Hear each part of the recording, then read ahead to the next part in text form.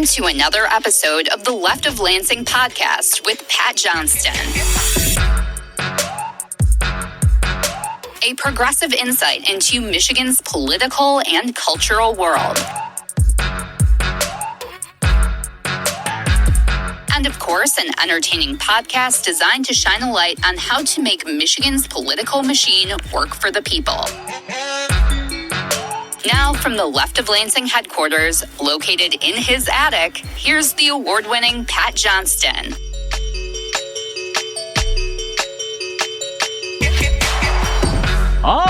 Yeah! Welcome to another edition of Michigan's premier progressive podcast. I am Pat Johnston, and wow, those storms that rolled through the state last week were surreal, were they not? I mean, for the first time in quite some time, that weather was so dangerous that we ended up having to collect the dog and go downstairs around midnight last Wednesday night as those storms rolled through. And we also made sure, because we're very neighborly, we made sure that our neighbors were doing the same after a tornado warning for Gratiot County sounded off on our phones. And I have to tell you, those alarms really know how to jolt you and how to make you feel all kinds of discombobulation. Is that a word? Anyway, let's just say it knows how to get you up and realizing that something serious is going on. So that's a good thing. And luckily for Gratiot County, no tornadoes reportedly touched down here, but that was not the case across the state. And according to MLI's Melissa Frick, the National Weather Service confirmed 2 more tornadoes this week that touched down in Ottawa and Barrie counties that damaged some homes and farm buildings from that storm. And that's also in addition to the total of 9 confirmed tornadoes from that storm last week across the state. Out in the west side of the state, we had tornadoes in Kent and Ionia and Allegan counties. There were confirmed touchdowns in, Kalamazoo County, Saginaw County, around the St. Charles area, west of St. Mary's Lake in Calhoun County. And MLive also says there was one in Livingston, there was one in Eaton County, there was also one in Genesee County, and that was around Atlas Township. And we actually got to see some of the downed trees from that particular tornadoes since we were visiting some family and friends in that area. Thankfully, none of those tornadoes were very strong, although they all caused some property damage and power outages. You know, we ought to get ready for these kinds of storms, everyone, due to climate change. But hey, let's drill, baby, drill, right? Yeah, drill, baby, drill. Don't believe those nerdy little scientists. What do they know with their facts and figures and books and glasses and microscopes and all that stuff? They're dorks. Let's listen to right-wing influencers. They know exactly what's going on in the world. In fact, Michigan's already experienced 5 times the normal tornado activity that we see in a year. 5 times. And some 25 tornadoes have been reported in the state this year. 25 already. Now, the unfortunate part for us is that June is usually the month where we see the most tornadoes, according to Fox News in Detroit. So we've still got a long way to go still. And I came across this disturbing headline in the AP this week that reads, and here was the title, "More tornadoes and fewer meteorologists make for a dangerous mix that's worrying U.S. officials." Now, let me just read the first paragraphs here, okay? It says, as nasty tornadoes popped up from Kansas to Kentucky, a depleted National Weather Service was in scramble mode. The agency's office in Jackson, Kentucky had begun closing nightly as deep cuts by Elon Musk's Department of Government Efficiency began hitting. But the Weather Service kept staffers on overnight last Friday night to stay on top of the deadly storms, which killed nearly 20 people in the Jackson office's forecasted area. It's a scenario likely to be repeated as the U.S. is on track to see more tornadoes this year than in 2024, which was the second busiest tornado year on record. Everyone, these storms killed nearly 20 people in that Jackson, Kentucky office's forecasted areas. The story says 20 people. Now, had 20 people been killed by Venezuelan gang members, we'd hear nothing but constant fear and scare tactics by the right wing, which would also be aided and abetted by our corporate national media. But when it comes from climate change causing storms to be more severe than normal, we don't really care anymore. We move on to something more serious like Iron Dome security or something like that. This all leads to, I think, the bigger and more serious question of the year. Why? I mean, really, that could be the word or the question of 2025. Why? Why did the Trump and Elon regime decide it was best to cut the National Weather Service? Why, when the weather is turning increasingly dangerous due to climate change, are we cutting ways to help ensure that we save more lives due to these storms that man is helping create through fossil fuel usage? Why? The AP story says, and I quote, Rich Thompson, lead operations forecaster at the National Weather Service Storm Prediction Center in Norman, Oklahoma, said the job is getting done, but he acknowledged that staffing cuts have made it harder on us. It has made it hard on the local offices just to make sure that we have all of the important duties covered. But, I mean, most of the people take those important duties seriously, so we're going to do whatever it takes to cover it, Thompson said. I hope we're not in the same staffing situation long term. It would be hard to sustain this for months or years. But guess what? We will be in this situation for the long term, since this is just year one of the Trump regime 2.0, and the whole point, according to Project 2025, was to ensure it does remain a long-term problem for the National Weather Service. That right-wing corporate autocracy handbook, Project 2025, or Dream Book, is actually becoming now a nightmare for us all. Corporate authoritarians despised the National Weather Service and the National Oceanic and Atmospheric Association because they reported truth to the people. They reported facts, scientific facts of the damaging results of climate change. Hell, Florida is getting to experience climate change up close and personal, and that's why its home insurance rates are going through the roof, so much so that people are now escaping the state. But most of all, the National Weather Service helps save lives. Yet, MAGA Republicans cheer gleefully at the thought of cutting jobs and services where people work around the clock to save the lives of the people they serve. I mean, you think MAGA Republicans in Congress would want the National Weather Service since it helps save the lives of their constituents, right? I mean, why is this the best course of action while the U.S. still provides huge tax breaks and subsidies to the fossil fuel industry? Why? Why are we gutting funding for the future energy generation methods when all other developing nations are actually working on sustainable, clean energy generation for the future? Why? Why is dear leader Trump fast-tracking an expensive and economically and environmentally damaging tunnel project for Line 5 under the Straits of Mackinac? Why? It doesn't make sense. I guess the same question could be asked as to why Elon and Big Balls are gutting the Great Lakes Environmental Research Laboratory, which I talked about with ProPublica's Anna Clark a few weeks ago. That lab essentially does environmental and weather work for all the Great Lakes to ensure that the waters are safe to drink and that farmers have dependable weather reports. I mean, that lab based in Ann Arbor also works to help keep Michigan and all the Great Lakes states economically vibrant and viable, since we all depend on the lakes, be it for boating and fishing, for instance. That's just one way. But Elon is gutting the program and more cuts are expected. Why? Why is depleting an invaluable resource, such as the Great Lakes Environmental Research Lab, the best way at attacking waste and fraud in the government? Why? Michigan is not immune to the havoc that climate change is wreaking across the world, as we got to experience here last week, and we experienced here during the winter. Northern Michigan experienced a devastating ice storm that state officials report caused an estimated $137 million of property and infrastructure damage. $137 million. I mean, those numbers were confirmed by the state. And now the state says they could ask for federal assistance, which Governor Gretchen Whitmer did, in fact, do last week. Now, FEMA will review those numbers to see if Northern Michigan qualifies. And, well, that's something we all have to keep our eyes on. Why? Well, there's that question again, because dear leader Elon and J.D. Vance are pushing to gut FEMA to the point that it doesn't exist anymore. Just last month, the acting head of FEMA was fired after he testified to Congress that eliminating FEMA is not in the best interest of the American people. You don't say, no way. Breaking news there. And that got him canned. Why? Because he shined a light on how the regime is trying to erase FEMA and then make the states do everything themselves. Again, This is coming at a time when weather damage is increasingly getting worse and worse.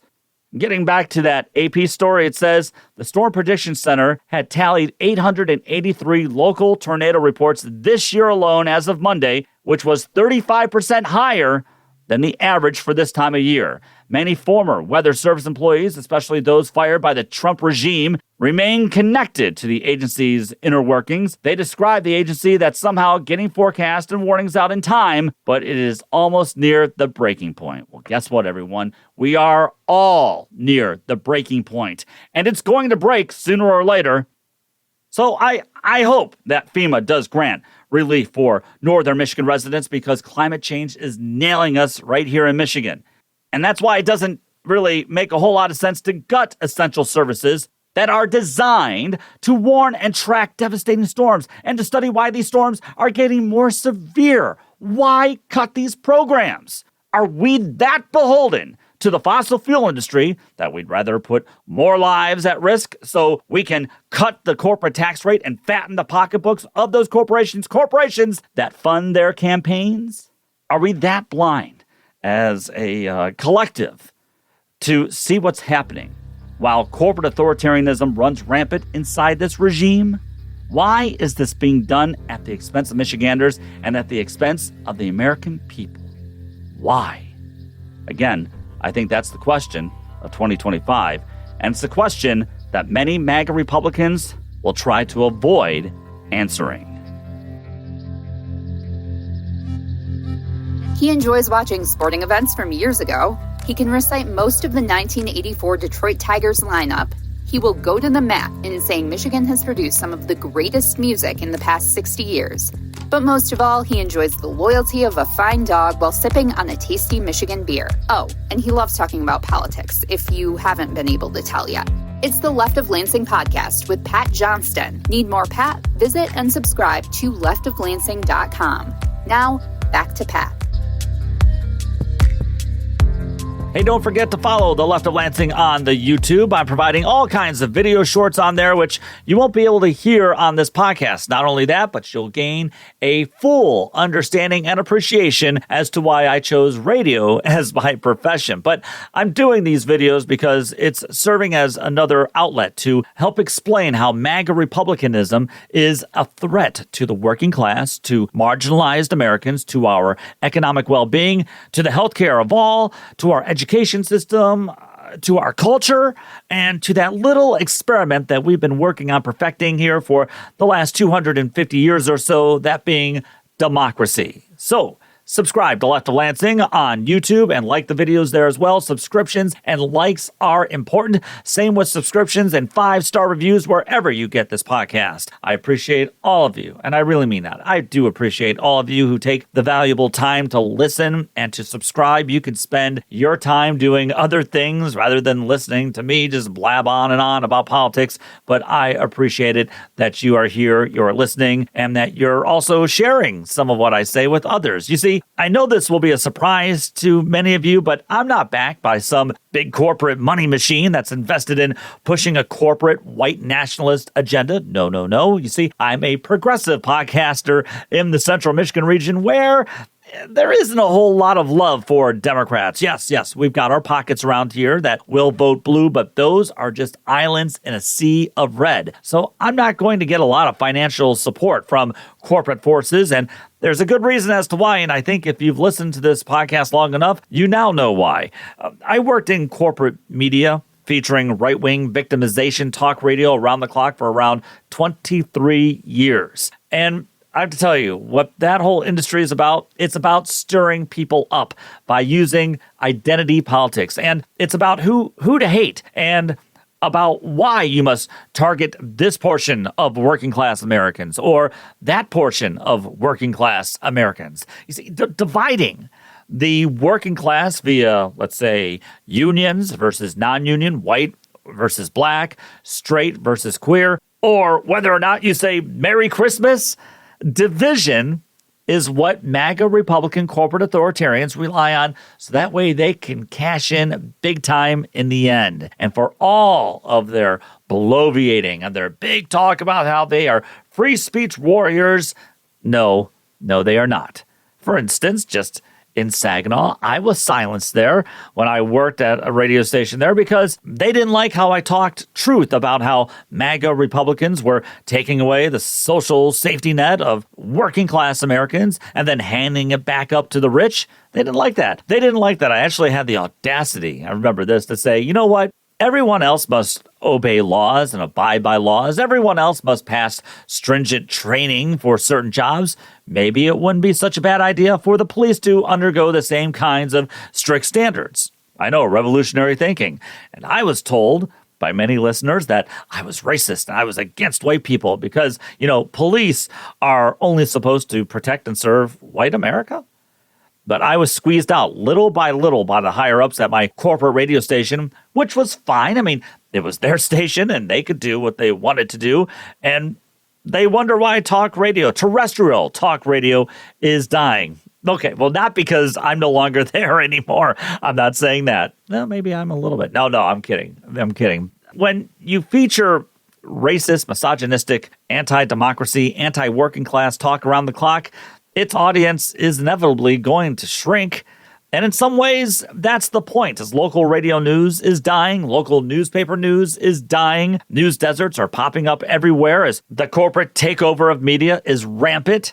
And it's all by design. It's by design, everyone. And it's no secret, as up in mid-Michigan, we don't have much local TV news on the weekends anymore. It's to keep us knowing from what's happening locally. It's to keep us from knowing what's happening in our states. And that's one reason why I started the show. I wanted to say things that I wanted to say. I wanted to help spread a progressive message throughout Michigan and everywhere else around the country. This way I could be my own boss. No one was going to shut me down or say, hey, instead of 7 minutes, we're going to give you 2 minutes to say what you want to say on this topic. That was no longer going to be the case here with this podcast. So yes, was there some selfishness behind this whole project? Of course, there was a little, but I wanted to try to reach out to other progressives out there and let them know they aren't the only ones out there. And I was trying to find a way to help progressives around the state and the country connect. And that's why sometimes, because of that selfishness I just talked about, I need weeks like this where it's just me talking. It's just me speaking my mind with no guests. I need that time. And I just want you knowing why I think common sense, otherwise known as what? That's right, progressive sense, is the direction that Democrats must go if this wreck of a party is going to start galvanizing people to vote for them. I keep hearing people say that we have to try centrism, we have to do centrism, we have to be moderates. And not only can I never get an answer from anyone on what exactly a moderate is or what a centrist is, but I can't get anyone to tell me where does the center really begin on the political spectrum. Sorry, nobody explains that to me. What is moderation? Why is moderation believed to be the only winning way for Democrats while MAGA Republicans slip further and further and further into fascism? Then we're always having to defend what we built some 50 to 60 years ago, and we're never on offense. Rarely are we ever on offense. And yes, there are some insufferable leftists out there, especially in social media and in digital media. No argument here, but I'm a progressive, and I'm trying to help move the Overton window to where it once was during the Civil Rights era and during the New Deal era. When I hear that we must moderate and covet the center, I have no idea what the hell that means.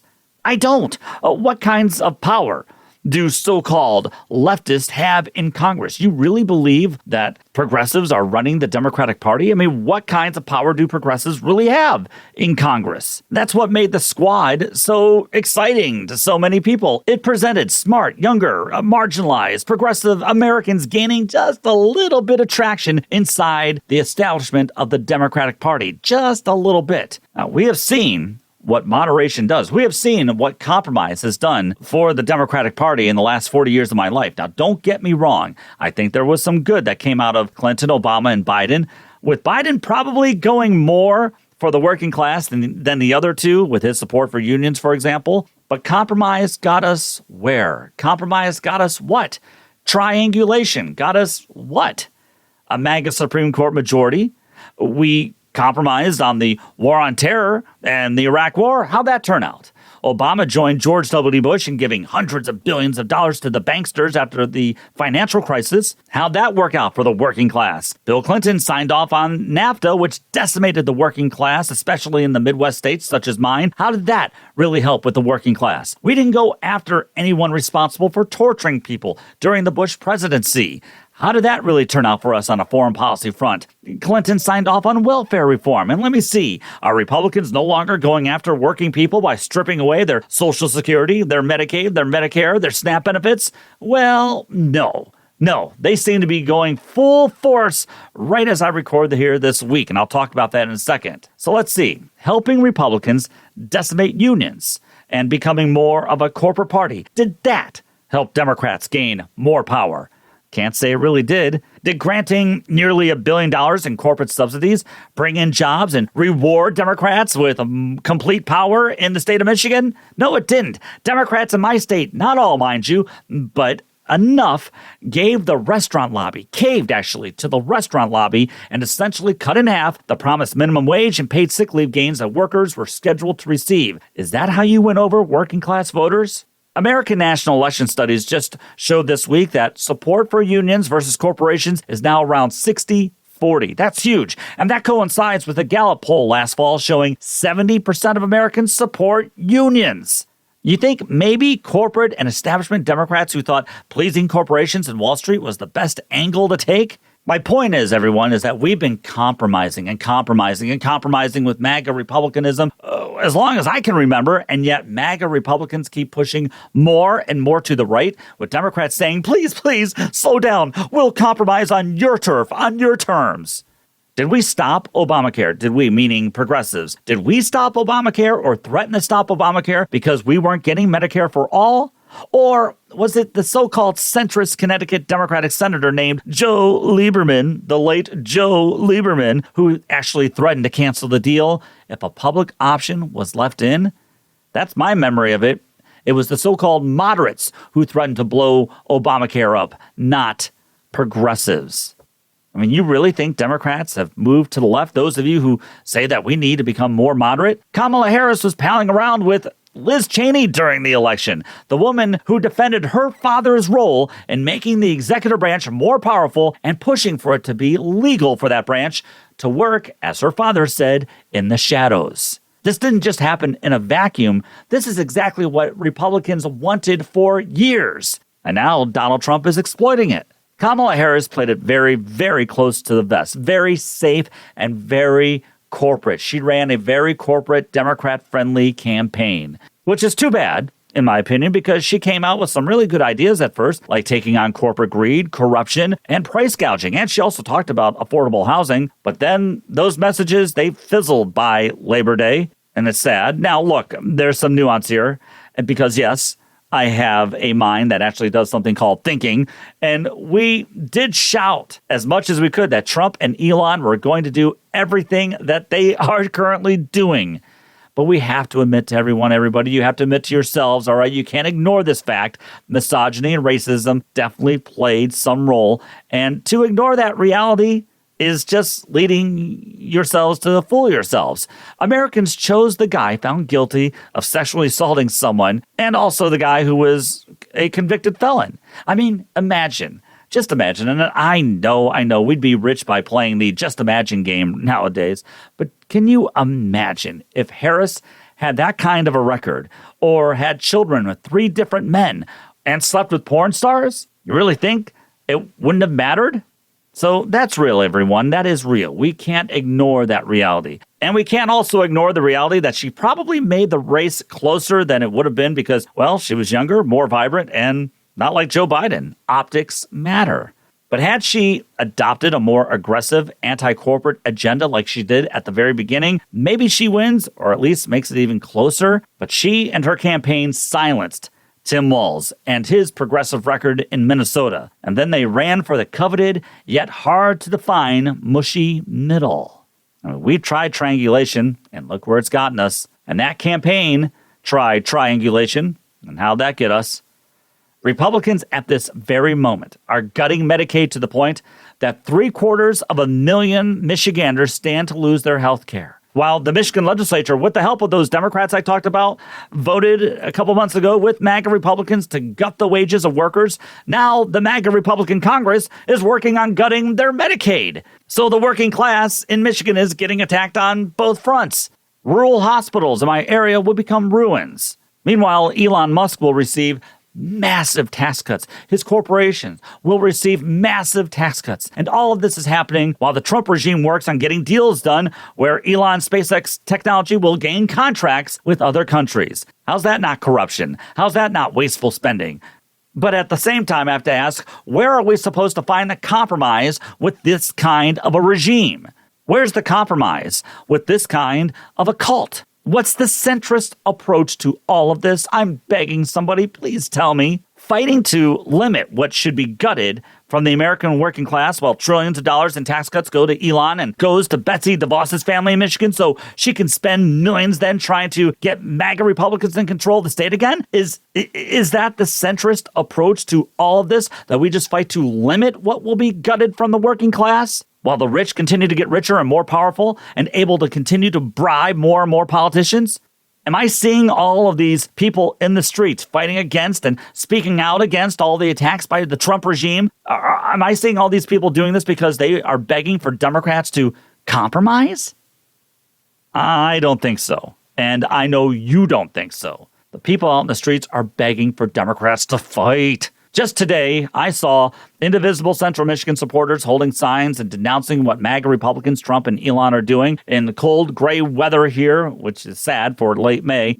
These people were out in Mount Pleasant and just speaking out against what happened this week as MAGA Republicans gave everything. They gave everything that corporate America always wanted and everything that dear leader Trump always wanted by passing the MAGA murder budget. Now, I wish I had come up with that one, but it's actually from messaging guru Anat Shanker-Osorio. And here's what she had to say about MAGA Republicans celebrating the passage of their MAGA murder budget. And let me just read this here. It's in blue sky. She said, Americans across races, places, and parties value our freedoms. But Trump, Musk, and MAGA are running a regime of the bullies for the billionaires. The MAGA murder budget would turn our government into a weapon against our people, abducting our neighbors, killing off life-saving programs like cancer research and Medicaid, and letting billionaires rob us of everything that we the people created to care for each other. Our leaders must block this budget of theft and destruction to protect our freedoms, our families, and our futures. It's a good way of putting it.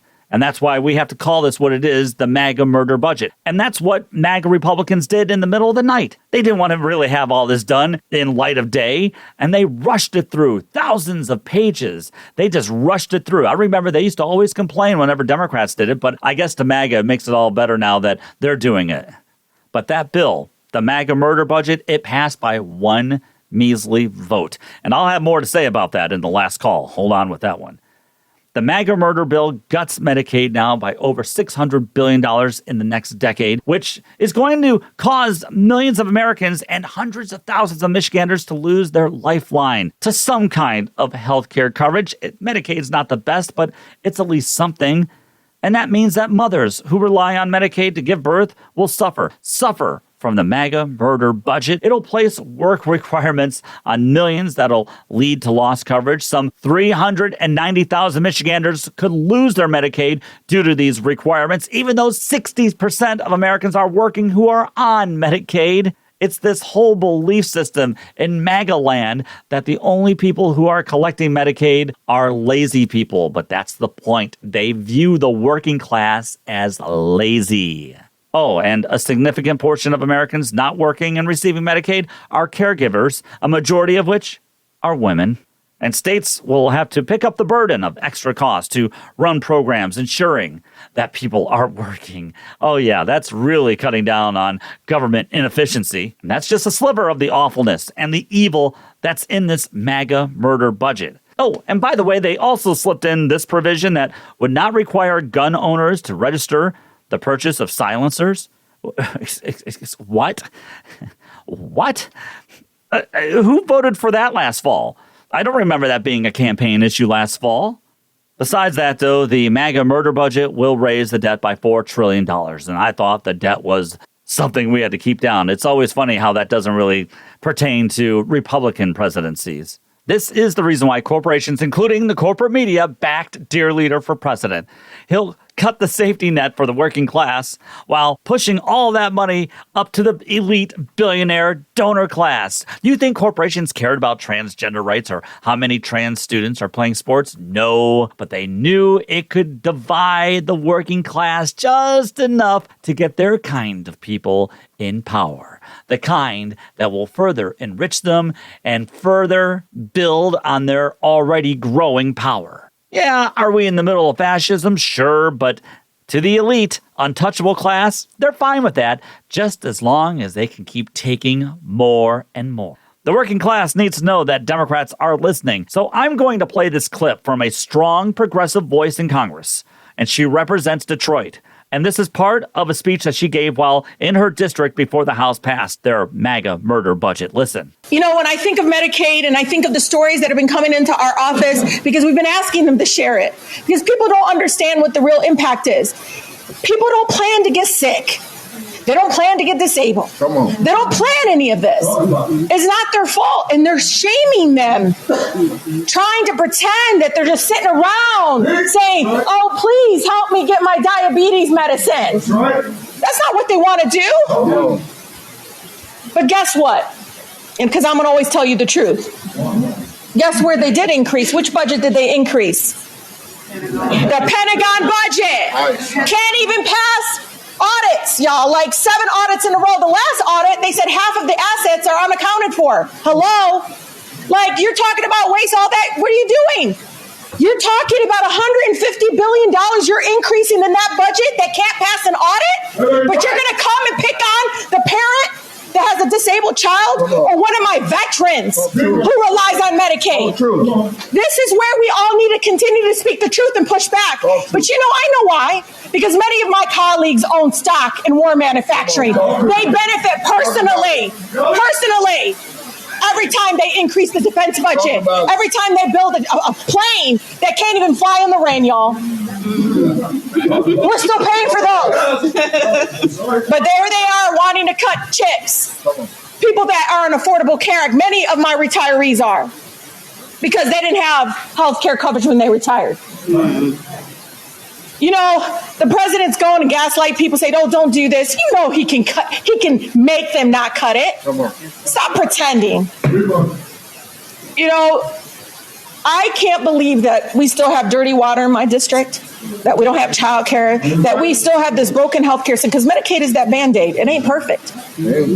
All that, they never have money to help the residents and the families and the communities. Man, do they always have money for the Pentagon budget and defense. It's shameful. But I want you all to know the power that you all have.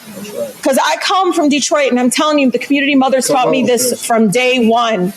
They said, you think that institution is going to move on its own? Come on. It's when you all move it. Come on. They don't wake up saying, oh, it's a really good idea to be able to have Civil Rights Act. It's when people made them do it. So know the power that you all have. Continue to speak that truth. They can try to gaslight and say things. I'm telling you, I have Congressman John James. I'm going to tell y'all, right? This community is dependent on Medicaid. They're protesting in front of his office every single day. He won't have a town hall. And he's in there saying, no, I'm not cutting Medicaid. He's hiding from his people. I'm not cutting. Stop lying. You're definitely doing it. And you're doing it for the billionaires and the corporations. When I show you all who's not paying federal income tax, when I show you all how much profit they're making, it'll make you even more angry. Record profits for people that don't need it. But we're going to go ahead and allow people to get sicker. We're going to let people struggle more. That's where you all, that's right. No, I believe you when you say Medicaid cuts kill. It will. So continue to speak that truth. Know the 12th Congressional District, we are unwavering. Every corner of my district is saying, we can smell lies. We know. You don't even have to wait until it's implemented. We can see that you're lying to us. Yes, they are lying to us. MAGA Republicans were completely lying to us about their MAGA murder budget. And by the way, that was Democratic Congresswoman Rashida Tlaib standing up strong for the people in her district. I mean, where was the lie in what she was saying in that entire sound clip? And now you understand why AIPAC stayed away from her, right? She's popular in her district because she shows up for her people and she stands up for the people in her district, the working class in her district. And you heard Rashida Tlaib call out Michigan MAGA Republican Congressman John James, who's running for governor next year, for backing the MAGA murder budget that'll hurt so many working people in his district, but most of all in his entire state. And she's correct in pointing out how he won't dare do a town hall meeting, which is funny considering how he wants to run to represent all of Michigan, but yet he just can't show his face in his own district, really? But you see right there, everybody, I wanted to play that for you because that's Rashida Tlaib refusing to play defense. She is playing offense. And my bigger question is, why? Well, there's that word again. Why aren't other Democrats sounding the alarm like Rashida Tlaib? Governor Whitmer's been making the rounds of late and talking about how this MAGA murder budget bill will hurt Michigan in so many ways, but I don't see her giving passionate speeches denouncing this bill across the state, denouncing dear leader Trump across the state. I don't see that at all. I don't see Senator Alyssa Slotkin giving those kinds of speeches. Oh, I know. Slotkin says that we can't go around yelling and be mad because people want compromise. Well, she showed us how compromise really does work inside Congress by becoming one of the 16 U.S. Democratic senators to vote for the Genius Act. I've talked about this before here. And that act is a cryptocurrency bill that big tech bribed enough politicians to back. And it's a bill that'll keep the Trump crypto empire alive and well. So now it's going to pass the Senate. And let's not forget that Slotkin received $10 million from crypto lobbyists last year for her Senate run. $10 million. You think they got exactly what they paid for? And fellow Democratic Senator Cory Booker from New Jersey, yeah, he backed it too. Yeah, go do some more filibuster speeches. Great performance. But you really didn't do much in the end to stop the Trump crypto empire. So how's that going to help Democrats win back the working class in the future? I don't know. But maybe Alyssa Slotkin can tell us waving more flags will be the reason. I think it'll take a little bit more than just performative gestures like that.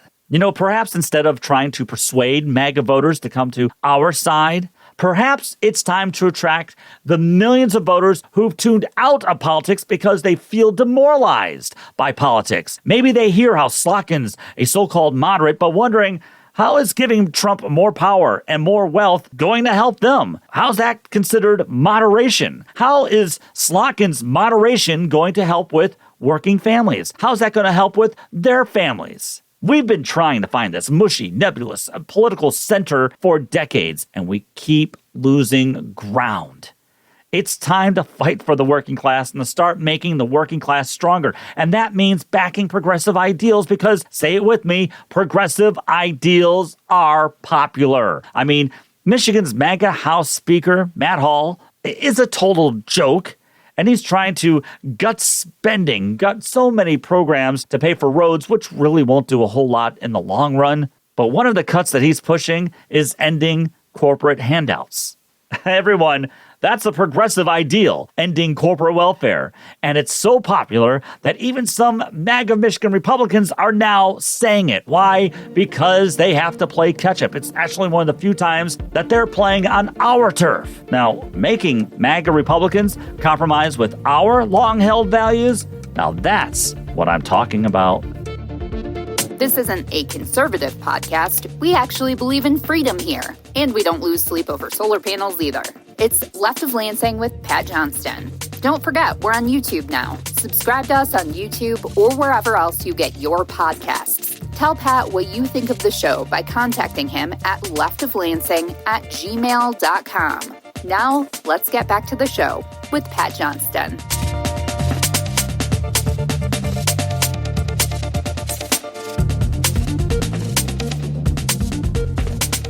Left of Lansing is on Blue Sky as well. Follow me there as I'm providing some extra commentary there, as well as on the Facebook, the Gram, and yes, on Twitter. Time now for the Left of Lansing last call. So, the MAGA murder budget passed by one vote this week. One vote. I'm told there's all kinds of serious moderation inside the MAGA Republican Party, but they still had just enough votes to pass their murder budget, and that's what it is, a murder budget. But the sad fact about this bill's passage that's hanging over Democrats now is how their caucus in Congress suffered a string of deaths in the first part of the year. Congressman Jerry Connolly passed away this week. I believe he was the age of 70 after battling cancer. Connolly announced last month that he would not seek re-election as his cancer worsened, and my condolences to his family. He represented Virginia's 11th district since the Obama wave of 2008, and he's got the respect of many in Congress, and he did some good work. But I think Amanda Littman, president of Run for Something, summed up why his death must be a lesson for the Democratic Party leadership in the future. Littman said, Representative Connolly was a good guy, a good leader, and a committed public servant. It's so deeply sad on many levels that his final months of his life were spent fighting to hold on to power. And yeah, she's right. That is the sad part, the tragic part. Former Democratic House Speaker Nancy Pelosi backed her old friend Connolly in defeating New York progressive Democratic Congresswoman Alexandria Ocasio-Cortez and becoming the top Democrat on the House Rules Committee. Now, many of us were pushing for AOC to get that top spot because, well, she's younger, she's healthier, and understands the messaging aspect of how to fight back against the Trump regime far better than Connolly did. And come on, everybody, let's be honest, Connolly didn't have the strength to fight, and that was apparent from the very beginning. But old-time Democrats, for some reason, get stuck in or get mired in this belief system that seniority means more than competency and effectiveness. And I guess that's why old Nance announced this week that she's backing fellow Congresswoman Haley Stevens to become Michigan's next United States Senator. I know, shocking development there. Stevens is running against progressive Democrat Abdul Al-Sayed and Democratic State Senator Mallory McMorrow, who's also got some strong progressive bona fides as well. But again, whenever it's an established Democrat against a progressive, you know where Democratic Party leaders will always fall. But because of this belief in seniority and also in wanting to block progressives, many old-time Democrats then refused to leave. And this year, 3 of those Democrats have died. Please let me remind you that Democrats fell just 1 vote short of stopping the MAGA murder budget. One vote. Maybe DNC Vice Chair David Hogg does indeed have a point when he says Congress should not be a retirement home, especially not when fascism is spreading across the country. Sad. You're listening to the Left of Lansing podcast. The music you're hearing is by Wander Beats. To hear the latest project, check out Space Leopard on your favorite streaming site. Now back to our favorite progressive voice in Michigan. It's Pat Johnston.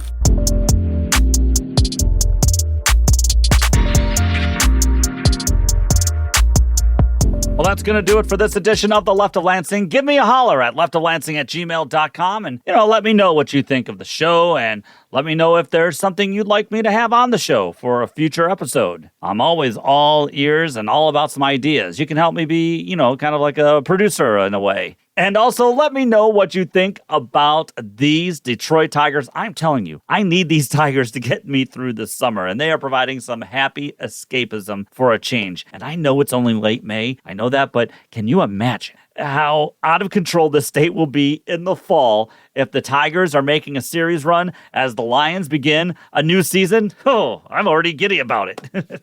But still a long way to go. Hey, please have a safe and great Memorial Day weekend. Don't be a jerk on the roads, okay? No need for speed. Don't be like Maverick. You don't have to have a need for speed on the roads, especially this weekend. Just chill out, enjoy yourselves. I'll be hanging out with some friends and family and watching some of my favorite war movies, which are, by the way, in no specific order, Glory, Born on the 4th of July, and Bridge on the River Kwai. Let me know your favorites, again, at leftoflansing@gmail.com. Until next time, remember, take the battle to them. Thank you, Michigan!